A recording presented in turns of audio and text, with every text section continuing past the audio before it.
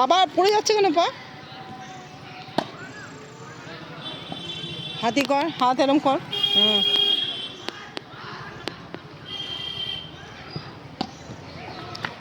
সাঁতারে আসবি এবার থেকে রোজ, পা উঁচু কর।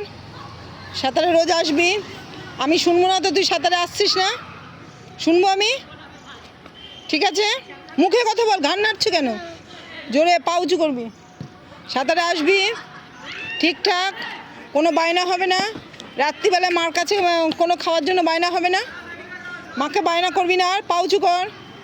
আর বায়না করবি না মার কাছে, পা থামবে না, মাটিতে থাকবে। আবার ওইদিকে তাকাবি না, আমি একদম রেখে দিই, পা উঁচু করো।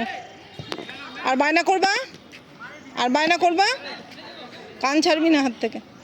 পা আর বায়না করবি না তোমার কাছে, করবি বায়না?